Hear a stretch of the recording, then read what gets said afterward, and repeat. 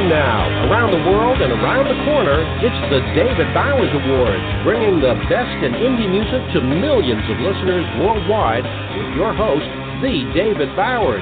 We've got a fantastic lineup of guests, as well as our engineer extraordinaire, Nick the Geek, our entire crew here at the Asylum, and me. I'm John Bon Jovial. And now, here's the voice of indie music, the David Bowers.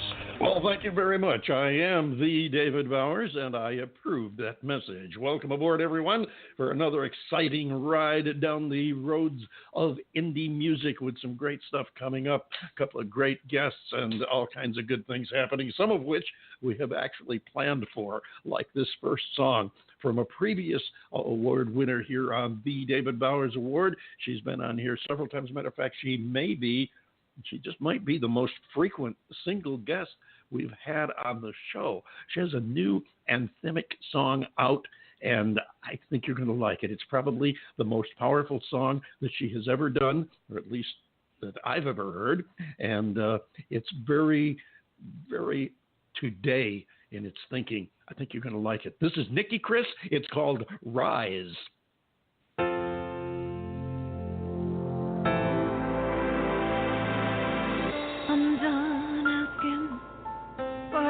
Permission. I'm tired of hearing what I can and can't do. I'm done keeping things all to myself. I'm ready to speak up. It starts with me, and it starts now. No.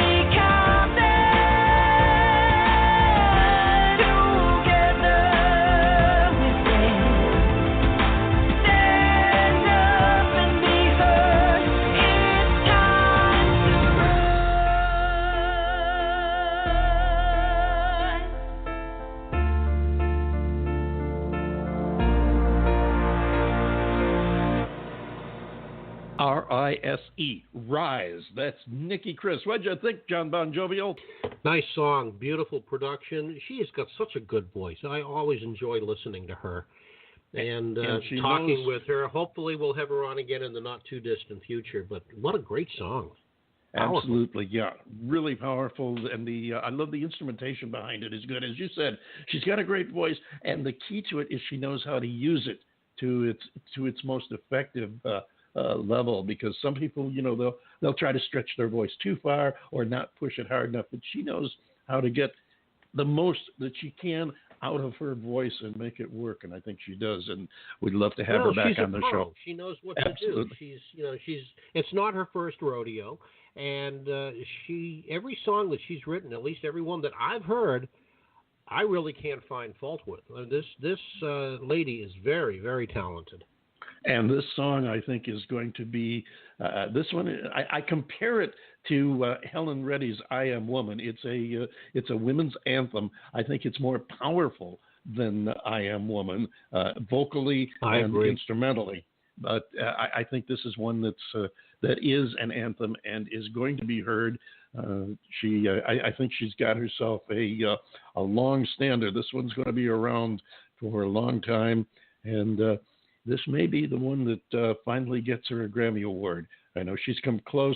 Matter of fact, she's got one or two songs that are up for consideration for the next Grammys, and I have a hunch that next year at this time we're going to be talking about Rise as a potential Grammy nominee and maybe even a winner for her. And along that line, as Nikki and we have spoke several times, it's time for indie artists to start making a bigger noise in the Grammys because of the way the industry is now. Indie artists are far more a power than they have been in the past.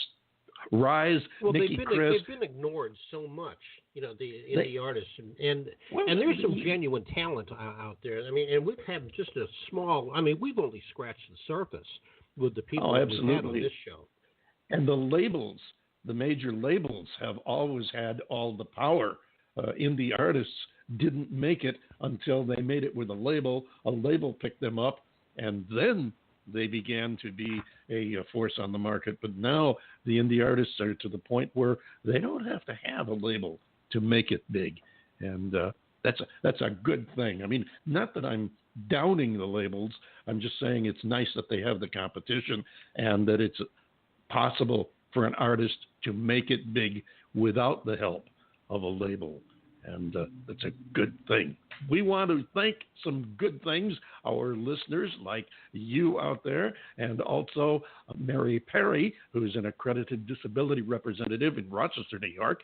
She underwrites the David Bowers Awards on WRFZ FM 106.3 in Rochester, New York, Rochester Free Radio. Thank you so much, Mary Perry. I started to mention with regard to Nikki Kris, that song Rise is on YouTube. The music video is on YouTube. We had the privilege of debuting this song for her last week. And for those of you who listened down the road, that would have been the third week of October. I think it was the 19th. And we got to debut it online. And the video is now available. You can go onto YouTube and search Rise Nikki Kris and check out the music video on YouTube. And we want to be sure and thank our house band and TDBA for our theme song, which they do for us every week. And that actually brings up our first The David Bowers Awards of the week. So if we could have the fanfare, please.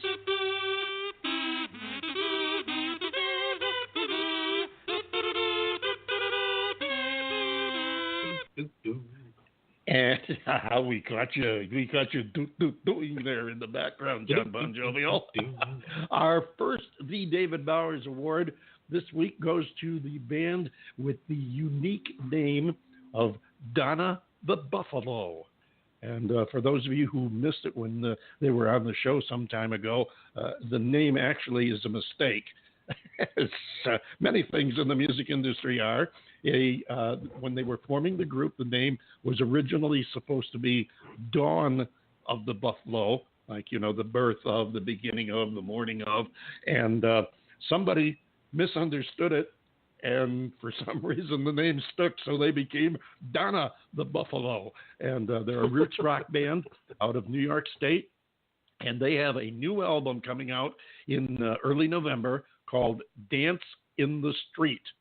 It's their 8th album, but the unique thing is it's their first in 5 years, and it's going to be dynamite because it was produced by the one and only Rob Fraboni. You may remember him as having produced that great album for Titty Bingo, as well as he's done a lot of them.